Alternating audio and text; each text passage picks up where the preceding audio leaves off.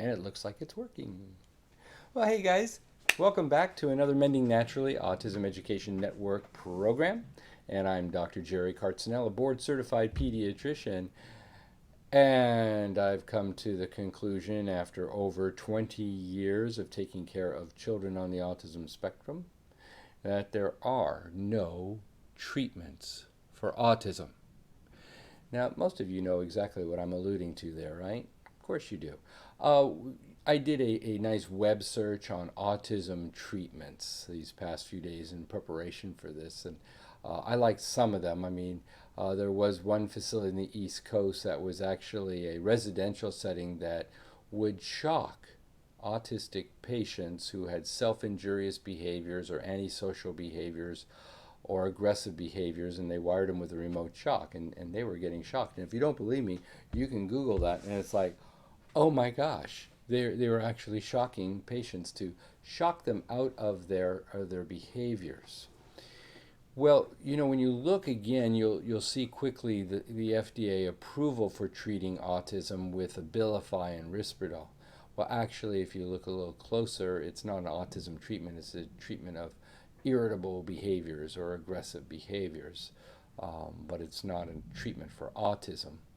And then if you look further, of course, you'll see all of the applied behavioral analysis programs, the ABA therapies, the occupational therapies, the speech therapies, the teach therapies, the get on the ground therapies with these folks.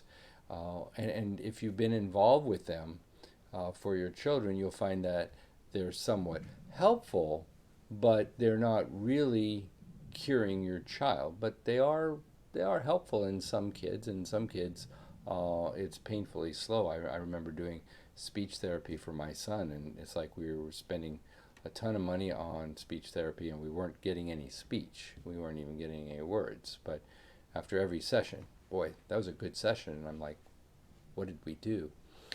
Then you'll see people who say we treat autism with, and you can fill in the blank here, stem cells, uh, fecal transplants, the microbiome transplants. We treat them with magnetic resonance therapy, MRT therapy. And it's like, well, what are you treating here? That's very similar to a orthopedic surgeon saying, I treat all broken bones with a cast on the forearm. But wait a second, not all broken bones are here. Why would you apply, oh, well, I just treat all broken bones. I treat all autism with a one particular treatment therapy, like stem cells or whatever. Not saying that the forearm cast doesn't work great when you have a broken forearm. Not saying that stem cells or FMT can't work great either if it's applied to the right situation. So when I'm talking about autism therapies, I'm going to say, well, what autism does your child have? And then you get in a conversation with people on the autism spectrum who are very eloquent in communicating their thoughts and their ideas, and they're typing as if we're trying to change them. Once again, if you are high functioning young adult child with autism, in other words, you're able to communicate and you're able to, but you're not having problems sleeping, you're not chronically constipated, you're not having allergies or recurrent infections. You see, remember, that's what we're going after. And when I talk to these folks and say, so you don't want me to treat you? And they'll say, absolutely right. Don't make my autism like it's a disease. I'll say, okay, so if you are a person with autism and you fall down, and I'll use the arm again, and you break your arm, do you not want me to treat you and put you in a cast? And they look down and say, no. I say, if you're a person with autism and you can't sleep at night, you don't want me to help you with sleeping at night? No. So even that group of people feels very strongly that they should be treated just like everybody else. They should have an opportunity for therapeutic intervention as long as you don't treat their autism. But you and I find that all of a sudden when we treat food allergies by removing gluten, dairy, citrus, soy, corn, whatever the case may be, and the child's now having normal stools and sleeping through the night, whose eye contact is now restored, yes, they have less autism, but that's a byproduct of taking care of the stressors that are put in the body. So a lot of these children have food allergies, they have constipation. I don't care if the child's got Down syndrome, cerebral palsy, Crohn's disease. Every child out there, even children on the autism spectrum, deserve to have a daily poop. Who can argue with that? And that, I think, is why I get a pass on getting out of hot water with my topics, is because I'm not ever treating autism. I'm treating chronic constipation or chronic diarrhea or chronic eczema or chronic allergies or recurrent infections or whatever.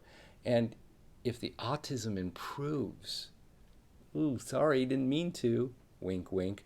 Of course I want to. I want to see a child who can understand what's being said to them, who can respond with action and purpose, who can enter in a conversation.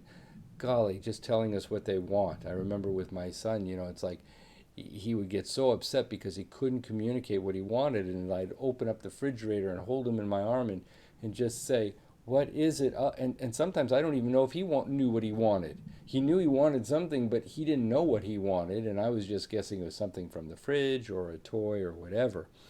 So what we're trying to do desperately is get them to be in our world so they can interact with us. And again, for those of you who've been working with me, you know that I insist that they got to be having a bowel movement every day. They got to be able to eat, and I have a problem there. A lot of these kids are eating, mashed up foods or baby foods, or they're only eating crackers and salty, crunchy stuff, and you know who you are.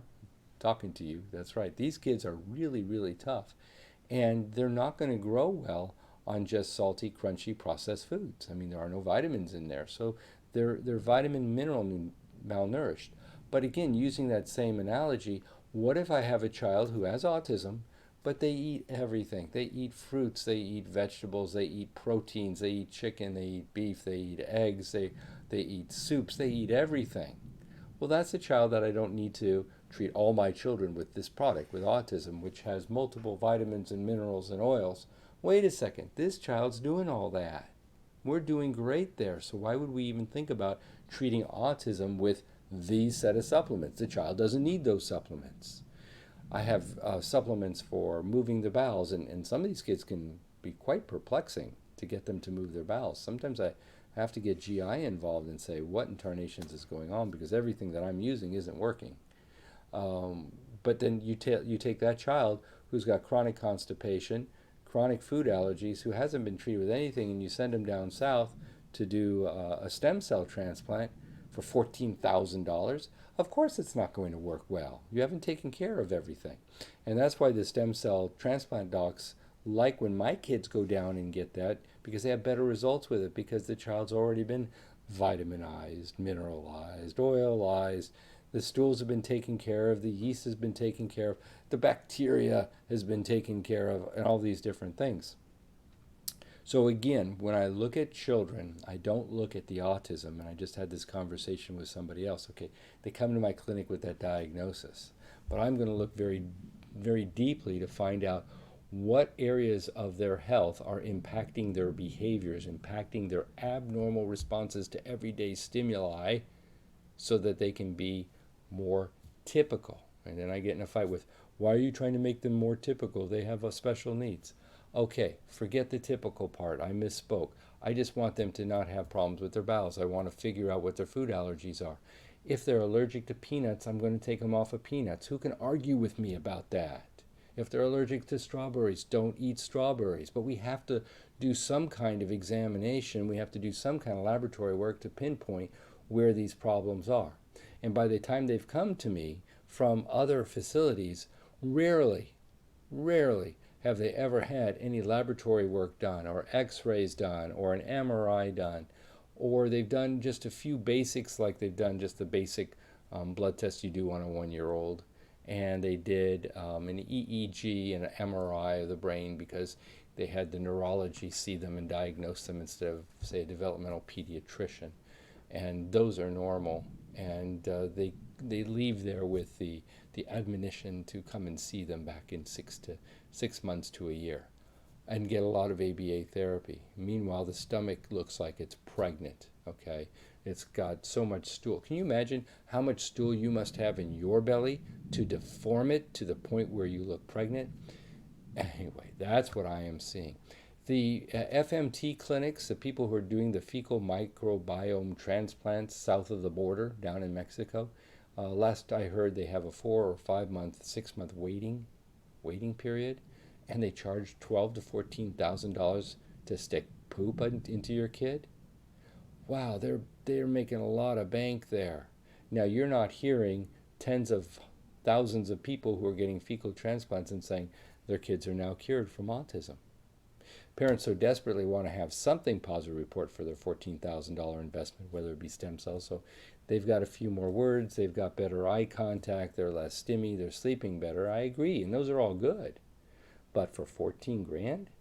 So you have to take a look at what you're being offered, and does that fit your child? The idea that we'll just put it on the credit card, $14,000. If this fixes my autistic kid, I'll pay it off in a year or two, without having to do all the hard stuff, like the diet and working with the bowels and working with allergies and working with changing the pillows and changing the mattress so they're not allergic, or pulling the carpet from the floor. They don't want to do all that. They just want the quick fix, and they'll write the big check. So some of these people I see, and they've already shot the wad, and they come see me, and they got nothing left because they shot the wad on some EMT. And of course, everybody out there makes it look so good. Nobody says, hey, come see me, spend $14,000, $10,000, $8,000, and there's a 20% chance I'm going to make your kid better. That's not what you hear.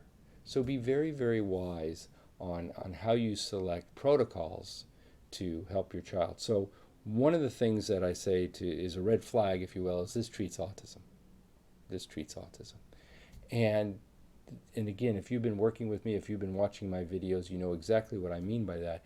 And I commonly use the analogy, if I had 5 children out in my waiting room and they're coughing, you could diagnose cough, I can diagnose cough, my wife can diagnose cough. But one's coughing because they're having asthma. One's coughing because they got a cold. One's coughing because they had a toy part and it went down. One's coughing because they got allergies. And then one's coughing because they've got a habitual tick cough. Okay, so now I got 5 different coughs. This gal, the one with the asthma, I give a puffer to. You know, the asthma puffer. And she just goes around and saying, oh my gosh, Dr. Cartsinell's brilliant. He'll give you an asthma puffer and it'll fix your cough. Everybody who has a cough should go to Dr. Jerry and see his magic asthma puffer. Well, asthma puffers work great if you've got asthma, but they don't work great if you inhaled a toy part in your lung and it's sitting there, or allergies or whatever. And that's what you hear very often when somebody comes up with their asthma puffer, whatever that might be, the stem cell or this tea of life or whatever, that worked well for their child. In other words, they got the right product for the right diagnosis, and it really did help. But it's not going to help everybody. And that's why I say when you talk about autism, it's like talking about lots and lots of different causes, like cough. So just be very careful with that.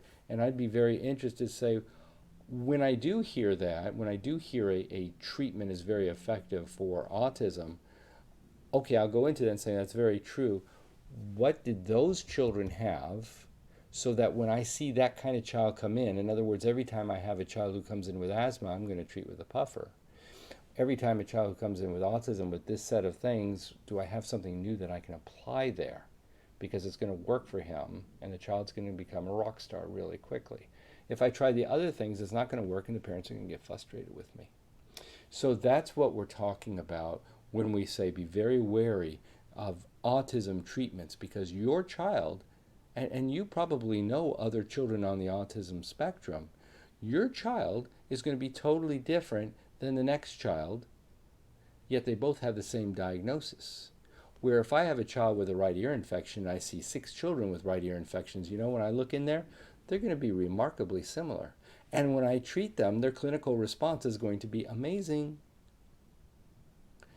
So we have to do better at finding the 30, 40, 50 different types of autism, figure out how to pinhole which kids are going to benefit from the stem cells or the fecal transplants or whatever else that we're doing. So we're just not applying it to everything. So that's what I meant when there are no treatments for autism, to speak. And I think now you have a clear understanding when you read that. Be very careful too when you read things and they say this cleans the brain cells, this reconnects such and such. You always have to sit back and wonder, how do you know in my 4-year-old what you're saying is working? What studies or anything have you done to show me that when I use your product it'll clean the liver? What does a dirty liver look like anyway? And when I clean it, how do I know when it's done cleaning? And it's a lot of faith-based stuff here that they tell you what it's doing and you're going to believe it. And you say, well, how do you know my kid's got that particular problem to invest that money in? Remember, all of these people, they make their product sound great. They don't ever say, this works about 20 or 30% of the time. It's worth a try. Okay, and here are the side effects, because everything has side effects, and here are the benefits. And let me know how this is working for you. All right, so that in a nutshell is what I get to deal with every day. And I know what you get to deal with every day. And that's why I want to get back to basics. So let's see if we've got any questions over here. Let's see. Becky says hi. Hi back. Harnick says absolutely. And Randy and Tracy. Okay, and what do you think? Okay, so here we get some questions. Tracy asks a good question. What do you think about sensory enrichment therapies?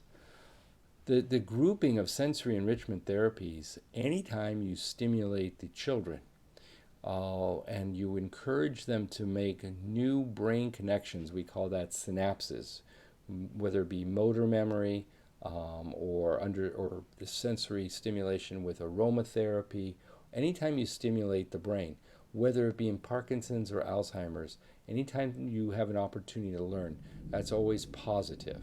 That's always a good thing. Unless it's becoming a scream fest, where we have a child who has a real aversion to the approach or the particular stimulation they're trying to get them to master. Okay, so be very wary of that. And I remember one gal we had coming to our home for ABA therapy, and it was just a scream fest for Josh for the 30, 45 minutes to an hour. And my wife said, I just can't listen to Josh screaming for an hour day after day.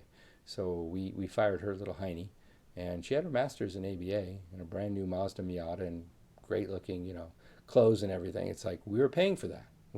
But we weren't getting anywhere with our kids. So I don't mind you trying the therapies, but there has to be, even like with me, there has to be some kind of measure that you're doing some good. Okay? If I'm going to tell you I'm going to get your child to sleep each night, then the measure is the child sleeping every night. And am I doing a good job or not? Check, next. And that's how we have to look at it too. So that's why they set goals. Now I remember with one set of therapies with my son, it was like September or October, and the goal was he would wash his hands after using the bathroom by June of next year. I'm going, that's our goal? Washing our hands 9-10 months from now? That's the best you can do? So we had to figure out something a little bit different there. Great question, though. What do you use to help heal a leaky gut? That's from Shelley. And let's see, Ariana then asks a very complicated question, too, about genetics and epigenetics. Let me make sure I've gotten all my questions. Sure. Okay, so let's go right to the leaky gut question. What is a leaky gut? We've talked about that in the past, but in a little Reader's Digest version, large print edition, it just means that food materials that are partially digested are leaking into the bloodstream. Now, if you remember your 11th grade biology, the whole gut is lined by cells that have these finger-like projections called cilia, and it's 360 degrees down the whole tube. So you've got all these cilia going around making a canal. And as the food goes down, the proteins are broken down to amino acids. Amino acids are linked together like boxcars on a train or pearls on a strand to make a protein. And our digestive enzymes break them down to amino acids. Then the amino acids go beep into the cilia, and then they're brought in down into the bloodstream. Now, these cells are not one big long cell, but there's billions of these cells that are right next to each other. And this little gap right in here only allows water through. Now, a leaky gut is going to be like so. And now, partially digested proteins, maybe proteins that have had 2 or 3 amino acids knocked off of them, but not all of them, now can leak down and get into the bloodstream. So the bloodstream now sees partially digested banana in there, or orange, or beef, or whatever. And our immune systems don't like foreign proteins, so they make antibodies to these foreign proteins. I know you've been hearing a lot about antibodies these days, the COVID antibodies and stuff. We're making little Pac-Man designed to go after banana or whatever. And when that hits, there's an inflammatory response, okay, as it tries to get rid of it. And that chronic inflammatory response to the foods we are eating changes how we feel internally. You know what it's like when you have a cold or the flu. If you feel miserable, you don't want to be taking a calculus test that day. You don't want to be doing, and if you're a guy, you're definitely out of the game. You just want to go to your room, take 2 Advil, leave me alone. Women, of course, you guys march on through the day like nothing's happening. But you know you're dull, you're unfocused. That's what happens when you have chronic inflammation. So the best ways to figure out the leaky gut is ask the question, well, do we have the wrong foods going in that's inflaming the tissue? The tissue that gets inflamed starts swelling and deviating and becoming kind of weird. Do we have bacteria and yeast growing in there that are causing the gut to leak? And then we have to, of course, give them special antibiotic and probiotics and antifungals and natural antifungals. And then I like to use things like zinc, which really helps a leaky gut, L-glutamine, which really helps heal a leaky gut, L-glutamine. In some children, glutamine can be converted to glutamate, and that's an excitatory neurotransmitter, so it doesn't go well, kind of like monosodium glutamate. So we've got to be careful with glutamine. I like to use different products like zinc carnitine, and so we can remove the offending agents, treat the bacteria, and offer supplements that help healing. I love the antioxidants. I like curcumin. I use a lot of Enhansa in my practice for curcumin in the gut. So we can certainly get a handle on that leaky gut. So my son, who was allergic to everything, I mean, he was allergic to beef and chicken and turkey and potatoes and rice and sugar. And he was allergic to potatoes. I mean, he was really allergic. We actually had to have him treated for allergies with injections to get him to no longer be allergic to the foods. He gotten so allergic. I mean, we were feeding him, buffalo and some very strange proteins because he was very sensitive. Very good question. Okay, let's see now. Ariana asks, what's your opinion about genetics and epigenetics? And in regards from London. Well, welcome. Wow. Yeah, so genetics are really interesting and can be helpful, but very often they're not. Remember, they get genetics half from their mom and half from their dad. And I always say jokingly that all the bad genetics come from which side? Of course, the father's side, right? But not really. And if you look at the parents, and there's a little room for you agreeing or not, if you look at both parents, they're fine. Whatever genetics they're passing on to their children, they've had it, and their parents passed it to them, and their parents passed it to them, and back and back and back it goes to medieval times, the times of Jesus, to Pharaoh's times. These genes that we have today have survived plagues and tyrants and rulers and wars and economic disasters, maybe even a meteor shower, where we have a whole bunch of genetic problems. With that said, genetics do determine how we respond to things. For example, I always use this example. All right, I might as well say it. My wife is allergic to penicillin. Genetically, she cannot have penicillin. But she's totally awesome, totally rad. I'm talking to you, Donna. She's the perfect woman until you give her a shot of penicillin. And then you quickly unmask a genetic variation that becomes lethal really quickly if you're not careful. I think what happens is that our kids, and I make this assumption, I'll be wrong in 1 in 10,000, but the other 9,999 I'm right. I make the assumption that our kids are genetically fine, but something happens either during the development in the womb or after the womb that is their penicillin. Okay? It's not penicillin, obviously, but something in our environment, and a lot of you guys can fill in the blanks, but I want to stay on YouTube, so I'm not going to say anything.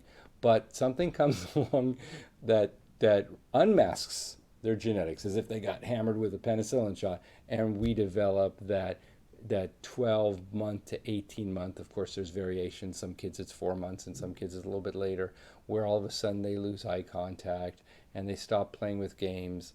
The words that they've started to accumulate either plateau and they're no longer acquiring new words, or they lose their words. You know what the story is, or you wouldn't be watching this. And something comes along and just takes care of that, just wipes that out. So genetically, they weren't able to detoxify very quickly or very well what came in their body. Where other kids have a more robust genetics, if you will, other kids who are not allergic to penicillin get the shot and they do just fine. And that's why you have this variation. So I think genetics are going to get better and better, and we're hopefully going to predict pretty soon who shouldn't be exposed to certain various environmental agents. And that would be like a godsend. I can't wait for that to happen, but as far as I know, not too much research is going on in that field. There are some kids that I do have who really do have some genetic problems. Okay, that's the 1 in 10,000. When you pop the genetics and it says very rare, something, something, something with salt and sodium channel and all this kind of stuff. And that will help me figure out a little bit more how to tighten up what we can do to help them. I don't mind getting genetics. I do have some children in my clinic who have Rett syndrome, which I know is going to be a little bit more difficult to treat. Fragile X, I have. Prader-Willi, I have. So there are, in pediatrics, we do have some chromosomal things that we have to contend with, and it's helpful.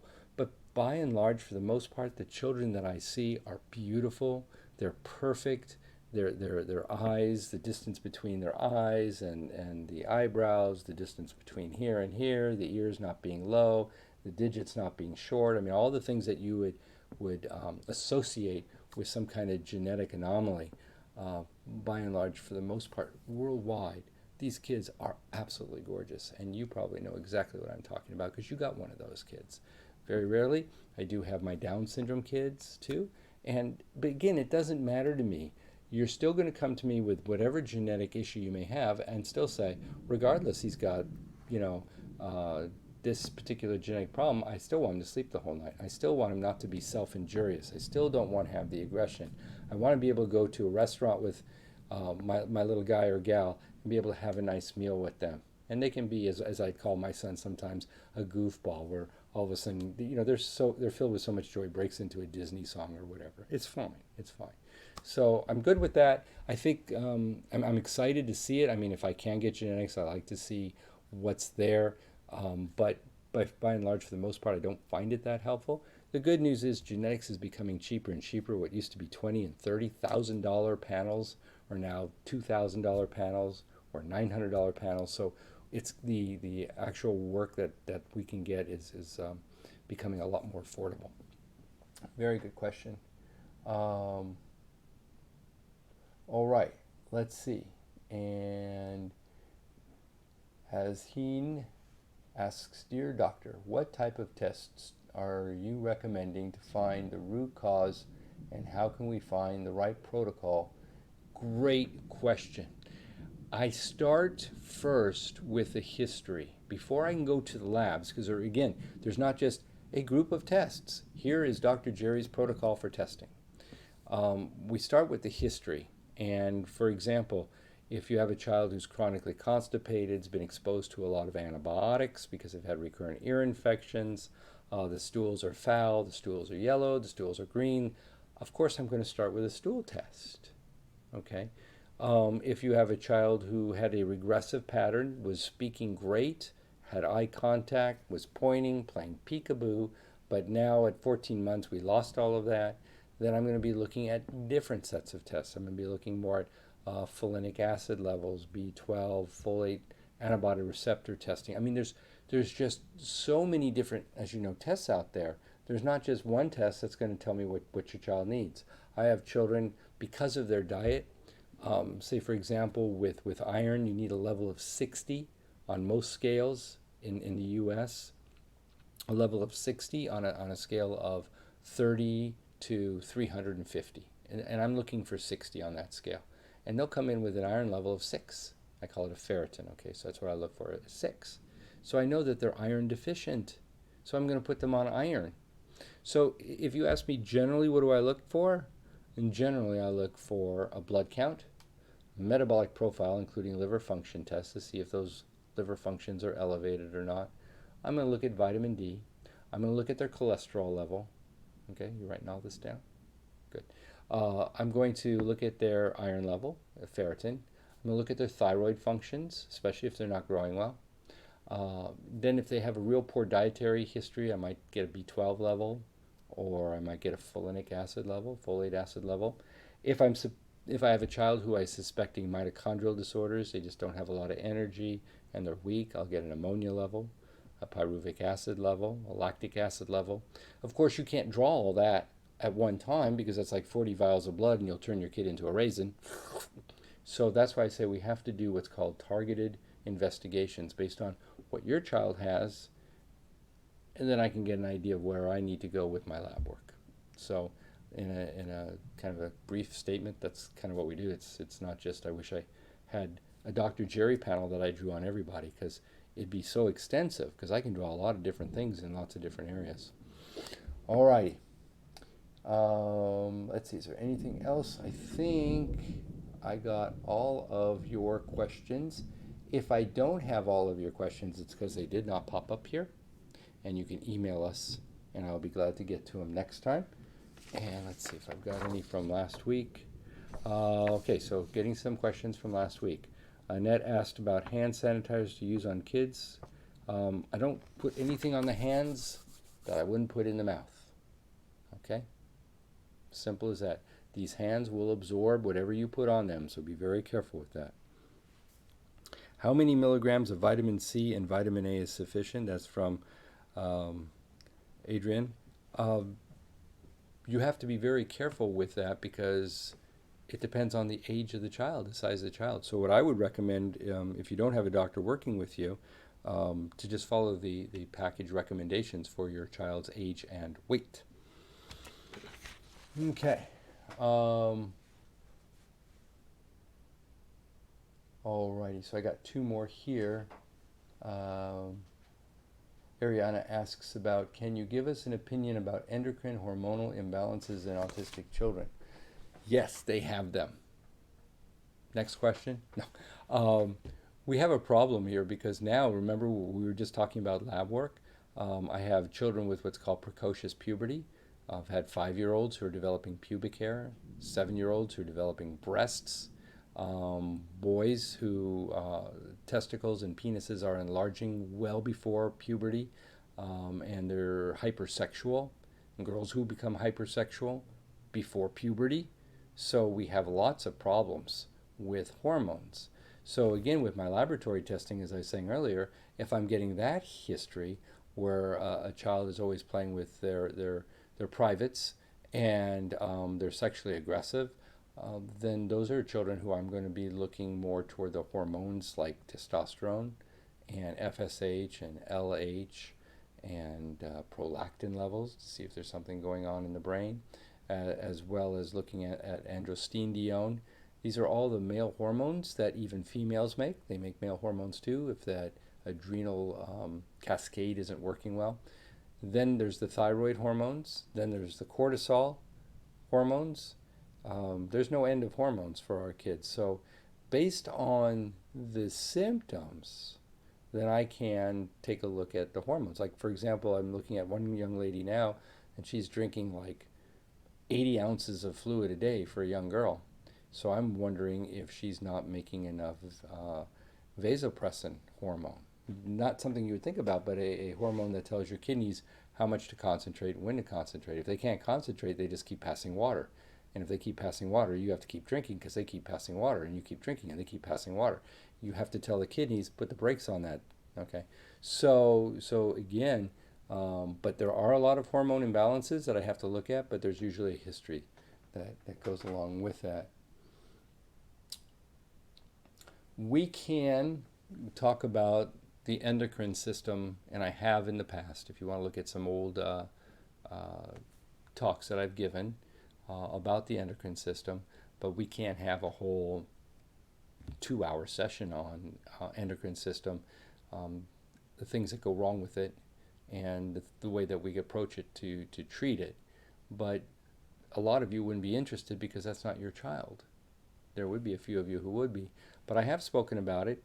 If you have some particulars that we can, some ideas to talk about at one of these discussions that I have each week, I'd be glad to take that on, but can't start on that now because it's getting late. All righty. And what do you recommend for exposure to chlorine when swimming? I don't like chlorine. Some kids, like my son, are very sensitive to it. The medical literature supports using vitamin C before and after swimming, and just follow the recommended dose, like 500 milligrams before and after swimming. As soon as swimming is done, take that wetsuit off and hose your baby down. Okay, get all that pool water off of them. All right. I think, wow, it's 4:40 already. I think that's enough time for today. Man, it just goes by so quickly, doesn't it? Pretty soon, with everybody watching, we're going to have hour shows, right? So pretty soon. If I didn't get to your question, please, David will take it off and I will get to it next week. I will get to the questions that were from last week, as well as what's coming in now that I haven't had an opportunity to answer. Have a great week. Love your kids, and just celebrate each improvement that they make. Start small. Think about bites. I want my kid pooping normally. I want my kid sleeping normally. I want my kid to be eating not baby food, unless of course you have baby, right? Celebrate each step, and if you can, get on this road to recovery. You don't want to wait till they're 15 to try to do this. You really want to start when they're young. All right, guys, you take care and have a great week. We'll see you next week. Bye-bye.